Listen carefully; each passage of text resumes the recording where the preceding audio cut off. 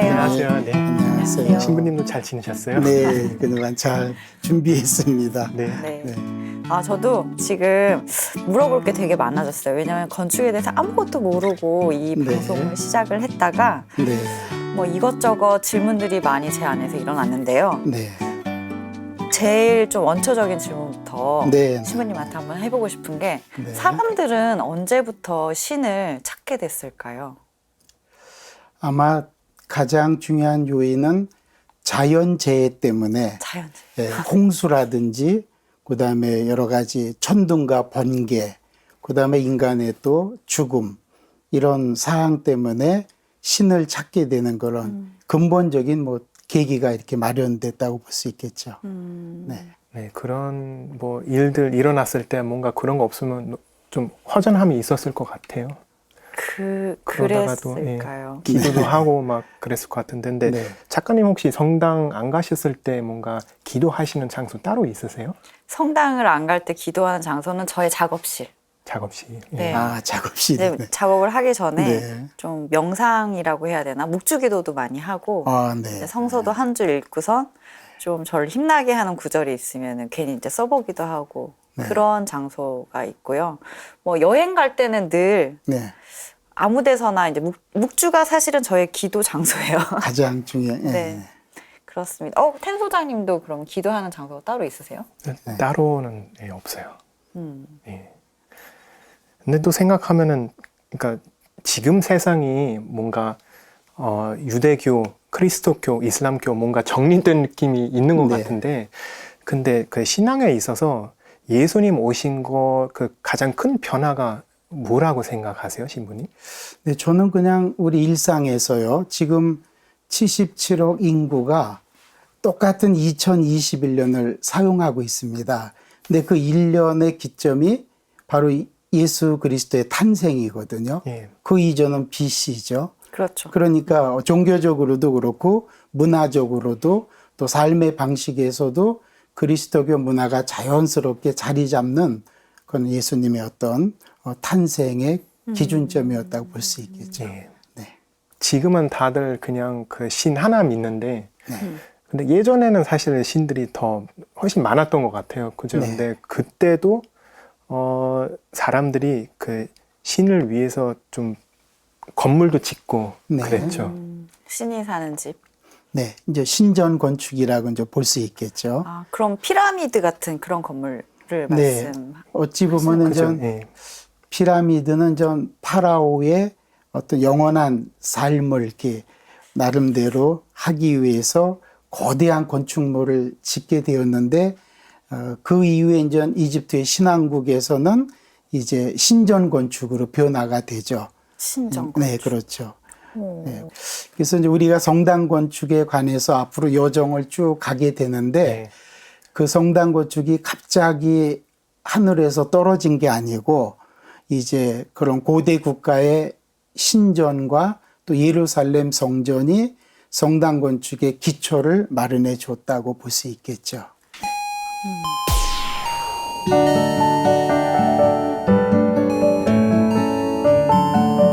네, 현정 작가님, 인류의 그 4대 문명 발상지를 알고 계시죠? 잠시만요. 일단 황하. 네, 황하강이 황하. 있고요. 그리고 이집트 방금 네, 나왔던 이집트. 또 하나는 메소포타미아. 네, 네, 아주 그다음 4대니까 하나 더 있어야 되잖아요. 뭘 인도, 하나 도와주세요. 나왔죠. 도와주세요. 인도, 인도? 네, 근데 인더스. 인더스강, 네. 네, 아무튼 강가에 있었다. 네, 네, 중요한 네. 건 그겁니다. 네, 그러면 이제 텐 소장님께 예. 하나 더 질문하겠습니다. 예. 신전과 성전은 어떻게 다르다고 생각하세요? 예, 신전은 우선 그냥 신에게 예배 드리고 기도하는 건물로 해석하면 될 것 같고, 근데 성전은 뭔가 그냥 거룩한 장소로 해석해야 되는지 그 신부님 한번 다시 자세히 설명해 주세요. 저는 네, 생각해 본 적 없는데 그러네요. 네, 그러면 신전은 우선 다신교를 믿는 국가에서 신전을 건축하게 됩니다. 그리고 그 신전은 또한 이제 여러 군데 짓게 됩니다. 그 도시마다 자기 수호신이 있습니다. 예. 수호신으로 해서 이제 건축을 하고 그다음에 신전 안에 신상을 만들어서 숭배를 하는 그 예절이 있습니다. 그런데 이제 성전은 좀 차이점이 있습니다.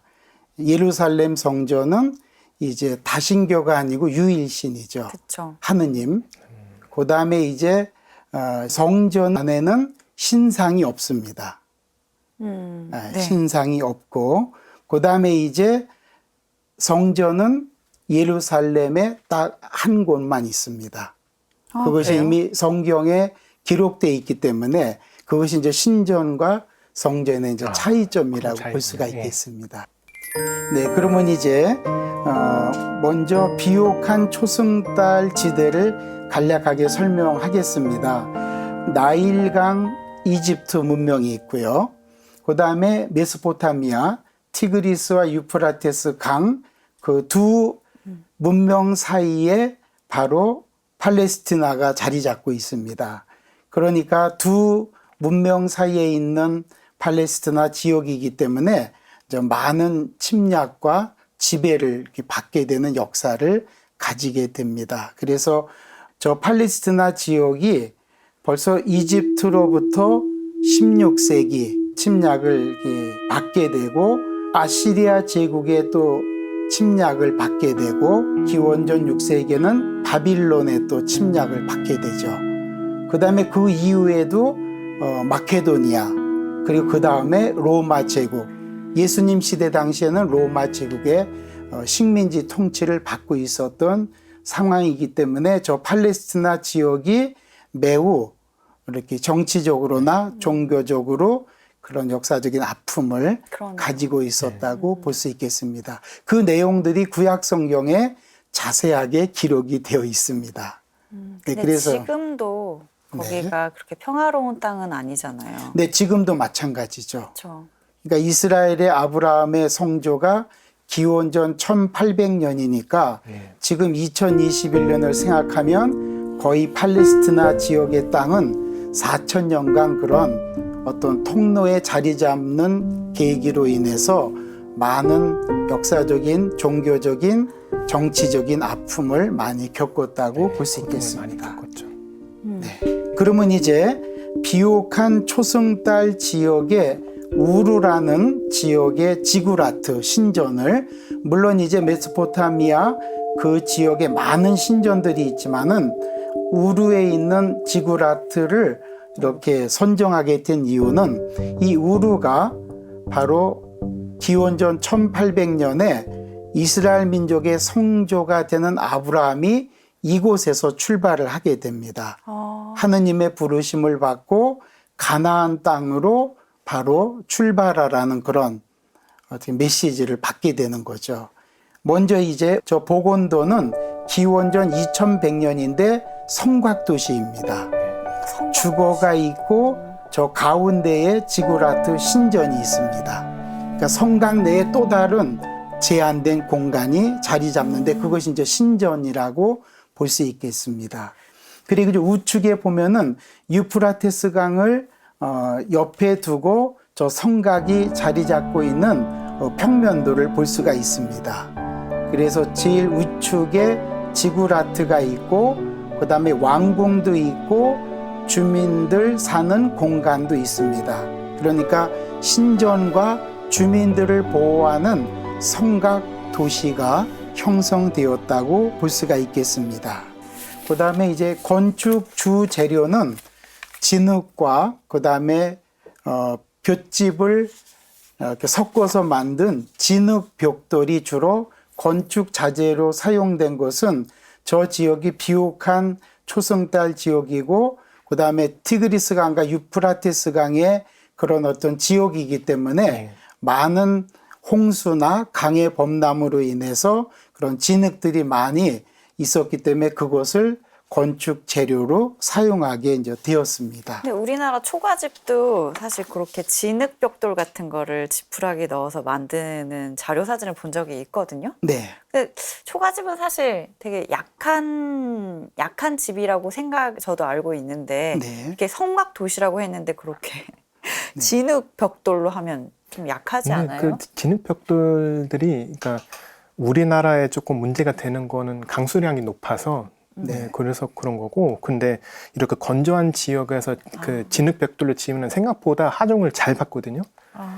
햇빛에 말려서 자재로 사용하기 때문에 강도는 큰 문제는 없습니다. 그리고 건조하니까. 네, 그리고 우리 생각보다 훨씬 이제 이른 시간에 그 벽돌로 굽는 기술이 있었다고 합니다. 근데 그런 거 굉장히 이제 막 일이 커지니까 그런 지역에서 주로 이제 진흙으로 벽돌 만들어서 많이 지었다고 합니다. 네, 그러니까 처음에는 진흙벽돌로 사용하다가 이제 거기다 채색 그거를 입혀서 이제 색상을 또 낳게 되는 그런 것도 이제 발전이 건축 기술이 조금씩 발전되는 거죠. 그러면서 이제 장식이 가미가 되고. 네, 거기에 장식 그다음에 또 벽체에 여러 가지 이렇게 부조도 만들게 되는 어떤 자기가 지배했던 공격했던 국가의 그런 전투 장면도 거기에 부조에 이제 포함이 되는 거죠.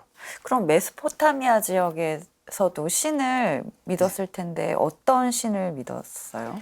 네, 이집트가 태양신을 라를 믿었다고 한다면 여기는 그 달신입니다. 월. 왜냐하면 강의 범람이 굉장히 중요한 문제입니다. 강의 범람 그리고 홍수 문제.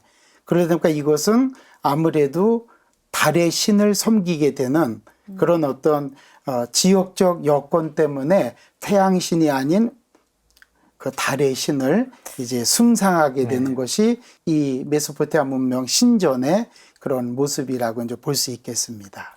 되게 신기한 게 그런 달의 움직임을 보고 강의 범람을 예측을 하고 싶어서 이제 네.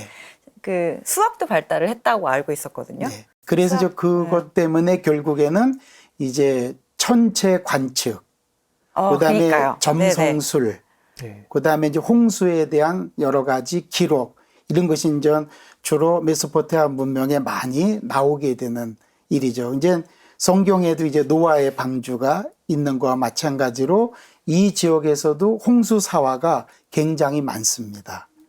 네, 그러면 이제 지구라트 신전을 보시게 되는데요.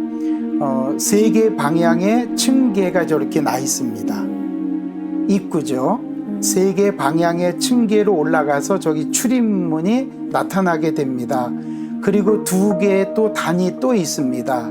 그리고 제일 위에 있는 것이 신전입니다. 신이 머무는 장소이기 때문에 가장 높은 곳에 지역적인 그 특성을 보여준다고 볼 수 있겠죠. 그리고 크기는 62m, 43m입니다. 그리고 높이는 21m. 그래서 대개 바닥 면적은 한 600평 정도 되는 규모라고 볼 수가 있겠습니다. 그죠. 진짜 크네. 근데 이게 근데 늘 피라미드도 그렇고 그 옛날 고대 건축이 어마어마하게 큰데 지금처럼 기계가 있는 게 아니잖아요. 그러니까요. 네. 어떻게 지었을까요? 근데 우선은 벽돌의 네. 장점이 대량으로 쉽게 만들 수 있다는 거예요. 네. 그래서 그러니까 이런 식으로 하는 거는 그 당시도 가능했던 거고, 그거하고 비교하면 나중에 이집트 때 이렇게 거대한 돌로 하는 거, 석재로 그거는 이제 또 건축하게 신기한 것 되죠. 같아요. 예. 어쨌든 그래도 그래도 신기해요. 네, 네. 네, 그리고 이제 월신에 대한 제의는 이제 제관이 저 신전에 올라가서 거기서 이제 제의를 거행하는 장소가 저 제일 상부에 있는 신전 위치라고 볼 수 있겠습니다. 네, 이제 그 지구라트의 평면을 이렇게 보시겠습니다. 그래서 저 평면을 보시면은 제일 하단에 있는 것이 지구라트 신전이고요. 그 앞이 중정입니다. 그리고 우측에 있는 두 개의 신전이 또 있습니다. 그리고 저 안에 왕궁도 있습니다. 그리고 왕들의 묘소도 있습니다. 그러니까 이 메소포타미아 지구라트 이 신전은 어찌 보면은 종합 건축 복합물이라고 볼 수 있겠습니다. 신전만 딱 하나 있는 게 아니고 왕궁과 그 다음에 일반 기거하는 집도 있고 그 다음에 또 다른 신전 왕들의 묘소까지 있는 종합 복합 건축물의 형태를 보여준다고 볼 수 있겠습니다. 자, 그러면 이제 이 지구라트보다 훨씬 더 규모가 큰 이집트의 이제 놀라운 고대 신전을 보시도록 하겠습니다. 지금은 사막이 먼저 떠오르거든요. 그 네. 이미지에서. 근데 그 당시에는 굉장히 비옥한 땅이었으니까 4대 문명 발상지였겠죠. 네. 우선은 이집트는 나일강의 선물이라는 단어가 가장 우리가 많이 알고 있는 사실이죠. 저 나일강이 한 6,400km가 된다고 합니다. 메소포타미아 문명이 그 넓은 공간이었다고 보고 많은 왕조가 바뀌었다고 본다면 이집트는 약간 숨겨진 땅의 모습입니다. 숨겨진 땅의 모습. 네, 나일강으로만 길게 연결되어 있는데 양옆에 전부 사막이기 때문에 그런 지역적인 특성이 있습니다.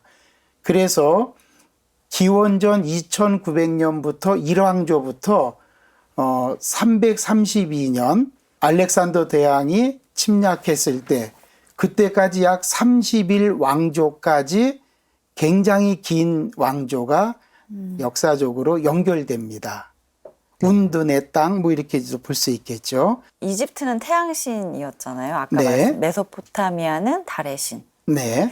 근데 저 태양신 하면 이렇게 탁 떠오르는 이미지가 없는데 어떤 신들이 있을까요, 신부님? 네, 우선 신한국 때는 전 아문나라고 아문나. 네, 처음에는 라입니다. 라. 네. 라 신인데 그 태양신입니다. 그런데 이제 저 이집트의 그 나일강을 보시면 우측 지역이 동쪽입니다. 그곳에서는 주로 도시와 신전이 건축됩니다. 그 다음에 서쪽은 사자들의 땅, 죽은 사람들의 땅이기 때문에 거기는 왕들의 계곡이 있습니다. 그러니까 태양신을 섬기기 때문에 동쪽은 해가 떠오르는 지역이니까 여기는 생명과 창조, 그 다음에 서쪽은 해가 지는 쪽이기 때문에 거기는 사자들, 즉 죽음의 땅으로 보통 이렇게 그들의 어떤 종교적인 특성을 보일 수가 있습니다. 그래서 이제 우리가 앞으로 보게 되는 카르낙 신전이 테베 지역에 있는데 강 동쪽에 위치를 하고 있습니다. 강 서쪽에는 왕들의 계곡, 예. 우리가 잘 알고 있는 투탕카멘 왕의 무덤이 발견된 곳이 나일강의 서쪽에 있는 이제 왕들의 계곡이었습니다. 그런 어떤 특성을 보인다고 볼 수가 있겠죠. 우선은 지금 이제 신한국의 이제 카르낙 대신전을 보겠습니다. 근데 이렇게 보시면 탐문 앞쪽으로 나일강입니다. 나일강이 있고 그다음에 스핑크스 가루가 있습니다. 그러니까 이제 아문나의 상징이 양입니다. 양. 예, 양으로 상징이 되어지는데 그 가루가 있고 이제 지금 저 보이는 곳이 대신전의 복원도입니다. 어마어마하네요. 네, 마찬가지로 메소포타미아 그 지구라트도 성곽 도시로 되어 있는 것처럼 저 카르낙 신전도 커다란 벽체로 둘러싸여 있는 성곽도시. 모습입니다. 네. 그리고 이제 이 사진을 보면은 신전의 탐문이 보입니다. 저 탐문의 높이가 약 46m입니다. 그리고 옆에 폭은 103m. 그래서 저 신전이 오른쪽에 보시면 평면도가 있지 않습니까? 근데 저 신전의 규모가 약 1,300평에 달하는 면적입니다. 그러니까 명동성당이 427평인데 명동성당의 약 24배 정도의 규모의 평면이 카르낙 신전의 모습입니다. 그러니까 아문나 신전에 관한 아주 대규모 신전 건축을 1300년 동안 지속되면서 이어왔는데 중요한 것은 전임 파라오의 여러 가지 신전을 계속 증축해 나가는 과정을 보여주게 됩니다. 네, 우리가 잘 알고 있는 람세스 2세 그 시대 때 가장 신전 건축이 가장 대규모로 이렇게 증축이 되는 과정을 보여준다고 볼 수 있겠습니다. 뭔가 그 전 파라오보다 더 크게 짓고 싶은 욕심도 늘 생겼을 것 같아요. 그래서 더 커지고 이 신전을 실제로 어떻게 사용했을까요? 네, 신전은 우선 아문나 태양신에 대한 제의를 봉헌하는 장소이기 때문에 하루에 3번을 제관이 들어가서 신전에 들어가서 제의를 봉헌했습니다. 네. 아침, 점심, 저녁, 나절. 그리고 이제 그 신전에 들어가서 먼저 향을 이렇게 칩니다. 향을. 그 다음에 성수를 뿌립니다. 신상에. 그리고 기름을 바릅니다. 오, 되게 비슷해요. 네, 그 다음에 이런 거는 그때부터 음식을 그렇게- 제공합니다. 예. 신에게. 아, 그런 신에게. 어떤 독특한 제의를 이렇게 하루에 3번씩을 하게 되는데 파라오도 이 지역을 들어가서 성소에 들어가서 또 제의를 거행하게 됩니다. 그러니까 제의를 거행하는 것은 신관과 파라오입니다. 그러니까 어찌 보면은 이집트의 신전은 백성들을 위한 신전이라기보다도 파라오, 즉 살아있는 어떤 신격화된 그 파라오를 위한 어떤 제의를 거행하는 장소였다고 이제 볼 수가 있겠습니다. 이렇게 사람들이 열심히 신전에서 숭배라고 해야 되나? 네. 기도를 하고 그렇게 신들을 모시는 모습 자체가 잘 돌아갔을 때 네. 백성들이 조금 마음의 평화를 얻고 그런 효과가 있었겠죠. 백성들을 위한 또 오페트 축제라는 것이 또 있습니다. 저기에 보시면 이제 오페트 축제 때 신상을 이동하는 행렬이 보이게 됩니다. 신관들이 아문나 신이 양의 모양으로 조각되어 있기 때문에 그것을 이제 모시고 나와서 축제를 하는 행렬이고 그 다음에 밑에 있는 것은 번제단, 즉 동물을 잡아서 신에게 바치는 불로 태워서 그 모습도 번제단도 볼 수 있고 우측에는 이제 투트모스 3세가 팔레스티나를 원정을 다녀와서 왕들의 머리카락을 전부 잡고 어떤 자기의 권력을 행사하는 부조가 저 신전에 조각되어 있습니다. 텐 소장님도 지금 이렇게 건물들을 많이 짓고 계시잖아요. 그럼 거기에 건물에 사는 사람들 아주 행복해하는 모습을 보면 어떤 기분일까 제가 좀 되게 궁금해요. 기분이 좋죠. 근데 사실은 그거 아니면 실패한 거죠. 그거 아니면 실패한 거. 예. 네. 아, 그렇죠. 그래서 예. 이 신전을 네. 신전을 만든 사람들도 네. 이렇게 꼬박꼬박 기도를 하고 이렇게 하면 뭔가 더 그 신과 네. 가까워지는 느낌들을 많이 느꼈을 것 같아요. 하루에 3번씩 그렇죠.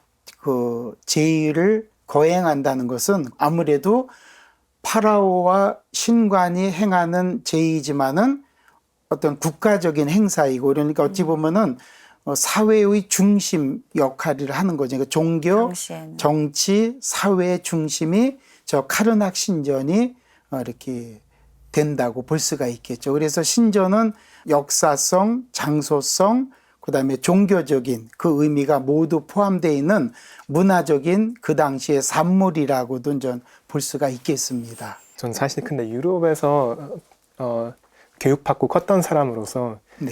그 신정리라고 하면은 또 다른 데가 사실 떠오르거든요. 네. 신전. 네, 아, 그쵸. 뭔가 언덕 위에 조금 하얗게 비치고 기둥 있고 그림은 제가 지금 생각이 나는데 그거를 말을 하기는 좀 어려운 좀 힌트 힌트를 드릴까요? 주세요. 네. 그리스 아테네 파르테논 신전이죠. 네, 네. 네. 그렇구나. 네, 그러면 이제 그리스와 그 로마를 생각한다면 신전을 빼고 생각할 수는 없는 것 같습니다. 그리스는 사실 우리 유럽에서 거의 유럽 문명의 기원이라고 보거든요. 물론 유럽 문명이 세계 문명은 아까 우리 얘기했지만 그 유럽 문명은 그리스부터 예. 아, 근데 그리스, 로마가 다 보면은 이제 뭐 영화도 많이 나오지만 다신교잖아요. 네. 신들이 굉장히 사람의 모습을 하고 사람 이상의 능력을 가지고 있는 네. 그런 이미지를 제가 가지고 있거든요. 그리고 네. 재밌어요. 그 그리스 신들이 아, 다 스토리가 있죠. 네. 예, 굉장히 성격 것들이 있어요. 네, 그래서 이제 도시마다 수호신이 있죠. 아테네는 아테나 여신을 수호신으로 이제 숭배했기 때문에 아크로폴리스, 아크로는 이제 제일 높은 곳이다. 그 다음에 폴리스는 도시죠. 네. 그러니까 저 아테네의 가장 높은 곳이 해발 156m에 있는 아크로폴리스 지역입니다. 남북으로 270m에 그 다음에 156m입니다. 오. 그러니까 한 12,700평 정도 규모입니다. 근데 거기 위에 뭐 아크로폴리스. 도시 있는 것보다 그냥 작은 성이었다고 초기 때 그렇게 네. 생각하면 돼요. 그러네요. 그냥 규모가 진짜 딱 눈에 들어올 정도의 공간이었을 것 같아요. 그 다음에 저곳은 또 삼면이 암벽 절벽으로 되어 있습니다. 그러니까 어떻게 보면 방어 목적도 있고 아테나 여신을 잘 보호한다는 의미도 이제 담겨져 있는 거죠. 어떻게 보면 최상의 선택지라고 이제 볼 수가 있겠습니다. 네, 신부님 그러면 저는 파르테논 신전 하면은 이제 기둥 모양을 학교에서 달달달 외웠던 기억이 나거든요. 네네. 근데 이름조차도 너무 어렵고 하지만 그 기둥이 그런 장식이 굉장히 아름다운 기둥이 성당에도 아직 보인다고 네네. 예, 그런 자료들은 많이 봤어요. 그래서 그 설명을 좀 해주시면 어떨까요? 네, 바실리카 대성당에서도 이제 이오닉 이런 어떤 기둥을 사용하고 있죠. 이오닉. 네, 그 여성미를 상징하는 이오닉 기둥인데 우선은 이 파르테논 신전의 기둥의 모습은 도릭 양식입니다. 직사각형인데 기둥이 8개와 17개로 이렇게 되어 있습니다. 파르테논 신전 안에는 아테나 여신상만 모셔져 있습니다. 그 다음에 제의는 밖에서 거행하게 됩니다. 그러니까 저 파르테논 신전의 매우 특징이 신상만 모셔져 있는 공간이고 집회나 제의는 밖에서 거행된다는 특징을 가지고 있습니다. 그리고 아테나 여신이 바라보는 시선은 동쪽입니다. 해가 뜨는 곳. 네, 동서축입니다. 그 다음에 밑에 보시면은 아크로폴리스에서의 축제 재현 모습, 바로 파르테논 신전 밖에서 제의를 거행하는 모습입니다. 그리고 현재 파르테논 신전의 현재 모습입니다. 지난번 방문 때 보니까 아직도 계속 복원을 하고 있는 현장이었습니다. 그럼 어쩌면 사람들한테는 기둥의 모습이 더 중요했을 것 같아요. 안에 네. 들어가지 못했으니까. 네, 그래서 이제 그리스 신전 건축의 중심은 내면보다 외관미를 더 중요시 여깁니다. 그래서 밖에 그런 도릭 양식의 기둥을 바로 8개, 17개를 배치해서 어떤 파르테논 신전의 위험 있는 모습을 보여주고 있다고 볼 수가 있겠습니다. 저는 여기 그리스 저 건축에 대해서 재밌는 거, 건축물은 정말 완벽한 형태하고 모습을 찾았는데 근데 이외로 신들이, 그러니까 우리 하나님이라고 하면은 이런 완벽한 존재 생각을 하잖아요. 근데 그리스 신들이 사람 같았어요. 뭔가 사랑, 분노, 뭔가 질투, 뭐 이런 거 굉장히 그 특징이 신인 심했잖아요. 동형입니다. 예. 신과 인간이 동형의 모습이다. 그 다음에 신전도 인간 척도에 맞게끔 엄청난 이집트에서의 신전보다는 인간의 비례에 맞는 또 척도에 맞는 그런 신전과 신상을 이렇게 보존했다고 이제 볼 수 있습니다. 네. 그런 특징적인, 그래서 신화에 대한 상당히 많은 그리스 신화에 대한 내용이 바로 인간의 삶과도 연결되는 부분이 그렇습니다. 많이 있다고 볼 수가 있겠죠. 네. 그러면 신전 건축의 특징이 외관이 있다. 네. 또 다른 또 특징이 있을까요? 우선은 또 신전 건물은 수호신에게 드리는 일종의 선물이다.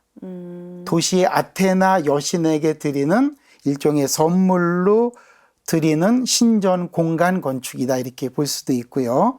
그 다음에 또 우주와 인간을 표상한다. 우주하고 인간. 그런 어떤 또 모습도 이제 신전 건축에서 보여주고 있다고 볼 수 있습니다. 네, 그리고 그리스 신전 건축이 사실 유럽 그 성당 건축뿐만 아니라 거의 모든 건축의 기본이 이제 되는 거죠. 네. 많은 형태랑 이제 요소들이 그때 생겼죠.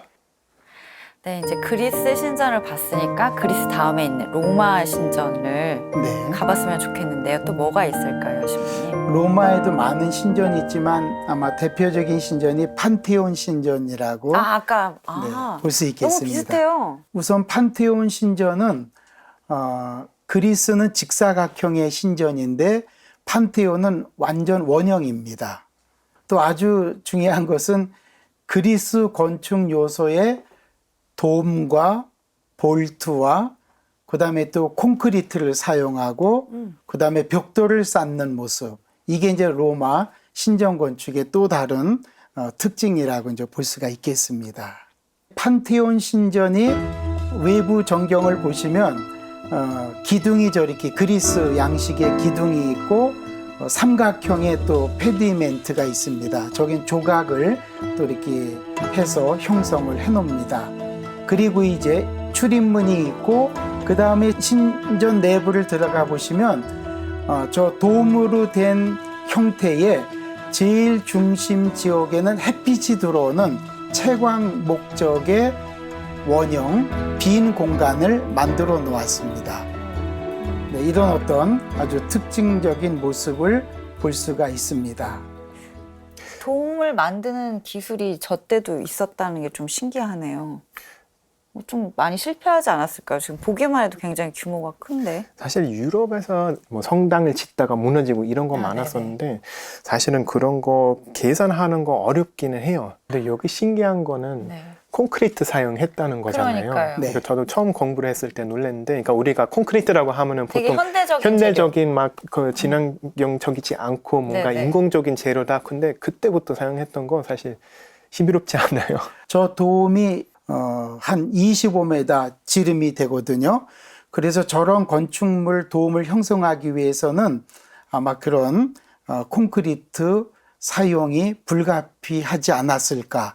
그 다음에 벽돌 쌓기, 이런 것들이 이제 아치, 이런 것들이 이제 로마 건축에서 보여주는 건축적 특성인데, 이것이 이제 결국에는 성당 건축에도 영향을 주고 또 다른 여러 가지 건축에도 영향을 주는 그런 의미를 이제 보여준다고 이제 볼 수 있겠죠.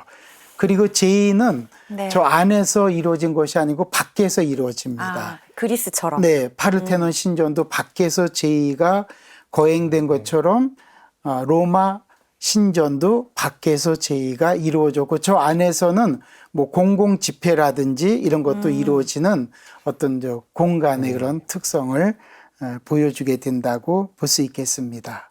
네, 그러면 지금 로마까지 봤는데 잠깐 쉬는 시간을 가지면 네, 어떨까요? 알겠습니다. 네, 쉬었다가 하시죠. 너무 지금 수고하셨습니다. 정보가 판테온, 많죠. 파르테논 어려웠습니다. 네.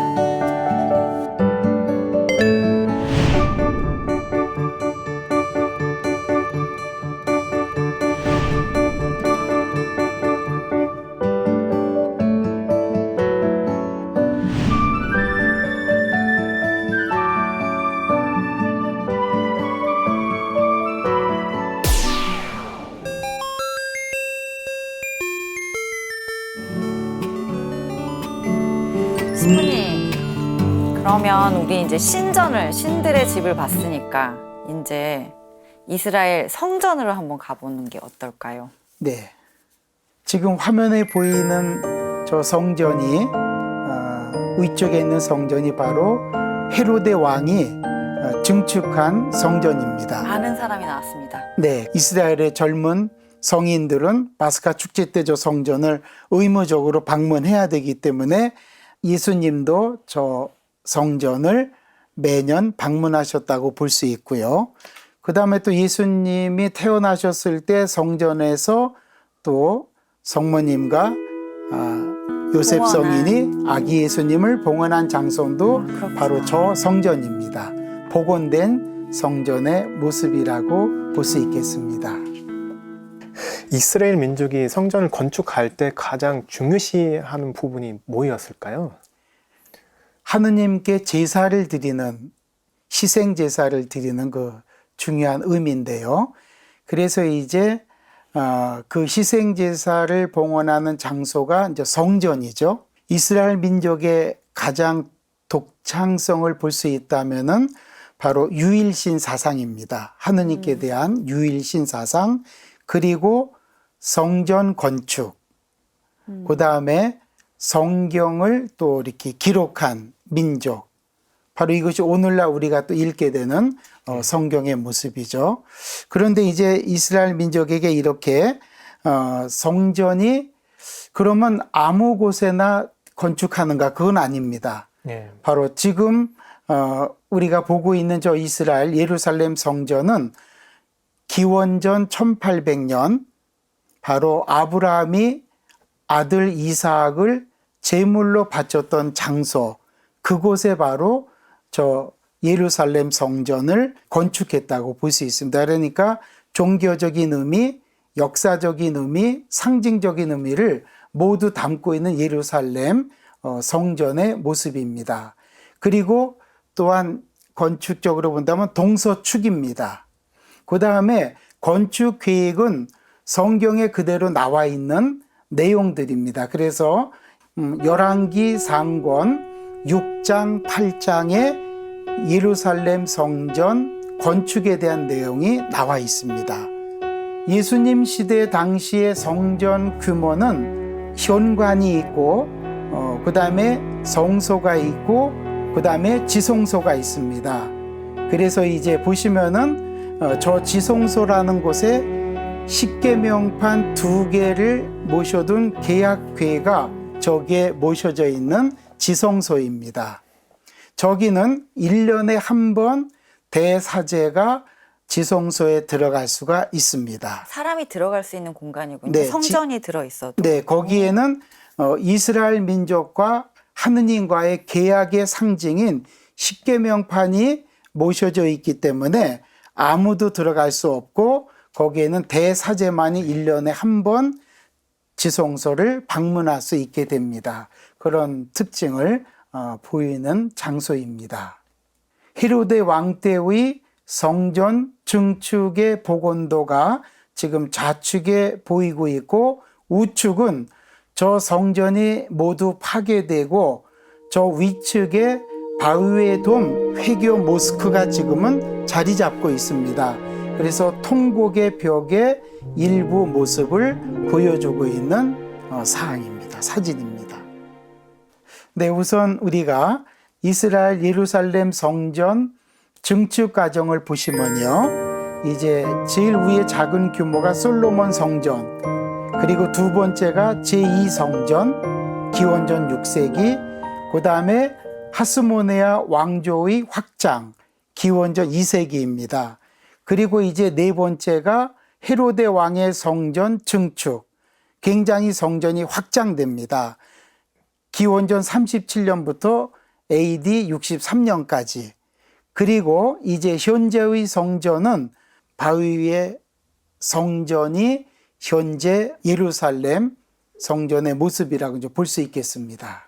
자, 그러면 먼저 솔로몬 성전 당시에 기원전 957년부터 51년까지 지어진 성전입니다. 제일 위가 이제 정면도이고 그리고 오른쪽이 번제단과 물두멍, 그 다음에 그 밑에 있는 것이 성전 상세도입니다. 물두멍이 뭐예요, 신부님? 그거는 이제 번제단의 동물들을 잡아서 희생 제사로 봉헌하게 되는데, 번제라는 것은 동물을 완전히 태우는 겁니다. 하느님께 희생 제사로. 근데 거기에서 이제 물을 사용해야 되니까 그 물을 담아두는 것이 물두멍입니다. 아침과 저녁에 제관들이 나팔을 불게 되면 양을 잡아서 번제물로 하느님께 봉헌하게 됩니다. 제사를 지내는 거죠. 그래서 저 물두멍은 꼭 필요한 물두멍이라고 볼 수가 있겠죠. 그 다음에 제일 오른쪽에 있는 것이 죄악의 궤.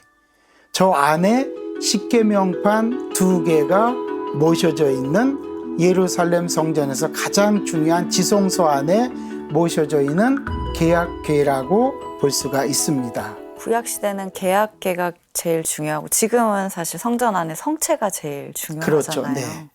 이제 예수님께서 우리를 위해서 희생제물이 되어 주시고 그리고 최후의 만찬을 통해서 미사의 기원을 마련해 주셨기 때문에 지금 우리는 이제 그 미사를 재현하고 그 다음에 예수님의 희생제사를 다시 미사를 통해서 재현하는 것이기 때문에 지금은 감실에 있는 성체, 이제 중요한 의미를 가진다고 볼 수가 있죠. 네, 그리고 이제 성전 평면도가 저 내부 공간은 약 100평 정도 됩니다.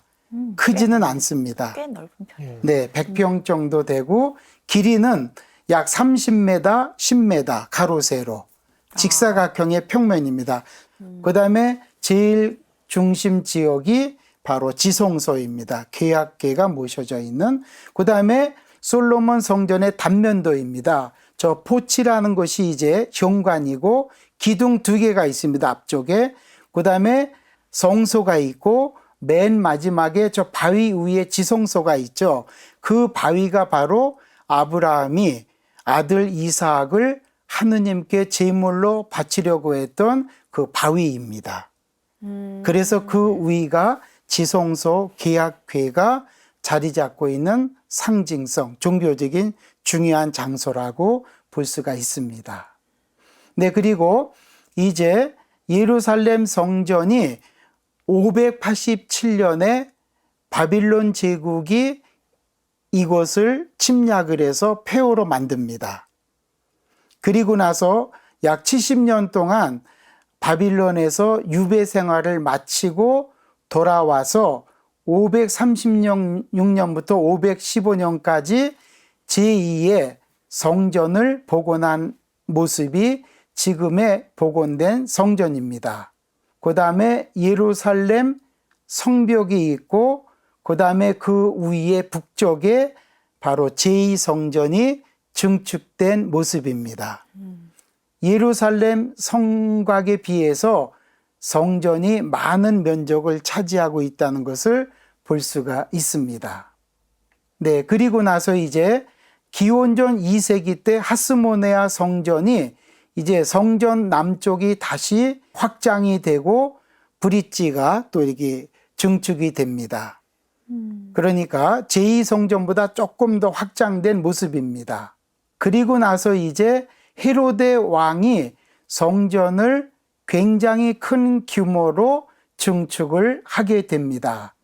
직사각형의 성전의 모습인데 476m와 297m, 그래서 약 14만 제곱미터이기 때문에 약 4만 2천 평의 면적을 볼 수가 있습니다. 상당히 그 면적이 큰 모습이고 그 다음에 우측에 보이는 성전의 모습도 좌우측으로 많이 확장된 모습을 볼 수가 있습니다. 그러나 가장 중요한 것은 성소와 지성소는 그대로 100평의 모습입니다. 그 원형은 그대로 솔로몬 왕이 건축했던 그 성전의 규모보다 확장되지 않았습니다.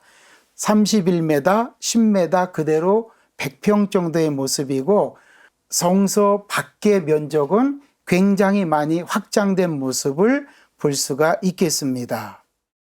재미있는 건 성수가 그대로 계속 직격하는 거, 외부만 계속 증축해서 커지는데, 네. 근데 안에 그 알이 들리죠. 그대로 있는 거예요. 예. 네. 그게 뭔가 재밌어요. 그 이스라엘 건축의 역사가 그냥 그대로 그 건축물에 다 담겨져 있는 것 같아요. 네, 그렇죠. 네.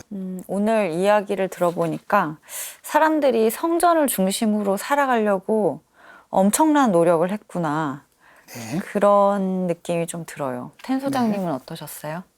정말 그 시기 때 이 정도 어마어마한 규모로 지었다는 거 정말 상상하기가 어려운 거죠. 지금 우리 포크레인 있고 기술이 다 네. 이제 발달됐는데 그 당시 아까도 말씀하신 것처럼 거의 뭐 손하고 기본 두구밖에 없었을 네. 텐데 정말 정말 가장 중요한 것은 흥미롭습니다. 이제 종교적인 그런 어떤 심성이라고 볼 수 있겠죠. 유일신 사상, 하느님께 대한 그다음에 성경의 기록이 있고, 그다음에 예루살렘 성전은 한 곳만 있습니다. 네. 어떤 다른 지역에 있는 것이 아니고 그만큼 어떤 신앙과 사회 모든 삶의 중심이기 때문에 저 공간을 계속 유지하려고 계속 증축하고 또 파괴돼서도 다시 또 그런 성전 건립을 하는 신앙적인 그 열정과 또 하느님께 대한 자신들의 그 모습을 보여주는, 그다음에 또 제사를 거행하는 그런 장소로 이렇게 여겼기 때문에 저러한 과정이 가능했다고 볼 수 있습니다. 현재 예루살렘 정경입니다. 매우 마음 아프지만 그 아름답게 지어졌던 예루살렘 성전이 지금은 자취가 없어요. 없습니다. 터만 남아 있군요. 네, 지금 터만 남아 있고 바위의 돔 그 장소에 회교 모스크가 691년에 이제 회교도가 예루살렘을 점령하면서 저런 모스크를 짓게 되었고, 저 앞에도 또 모스크가 또 자리 잡고 있습니다.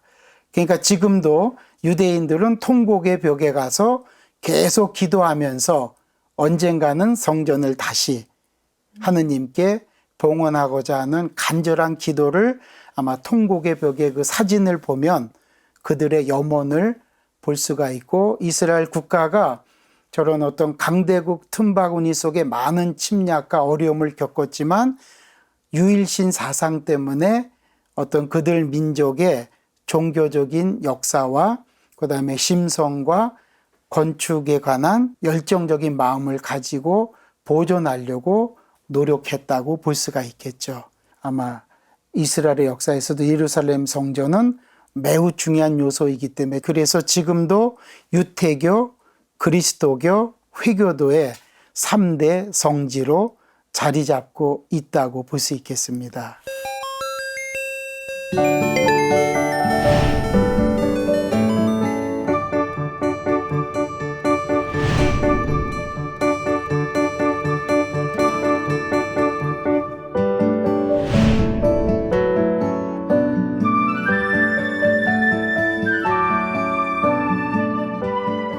이스라엘의 역사가 또 신전, 성전 역사와 같이 간다. 네. 이제 이런 걸 알게 됐는데요. 네. 또 다음 시간은 어떤 거를 또 준비해 오실지 제가 많이 또 기대가 되고, 네. 또 텐 소장님 오늘 재미있는 이야기 많이 해주셔서 너무 감사한데요. 다음 시간에 또 저도 다음 시간 기대하겠습니다. 네. 성당 건축이 고대 국가의 신전과 예루살렘 성전 건축이 그 기초를 제공해 주었기 때문에 이제 우리는 다음 단계로 성당 건축으로 넘어가도록 하겠습니다. 네, 수고하셨습니다. 감사합니다. 고맙습니다.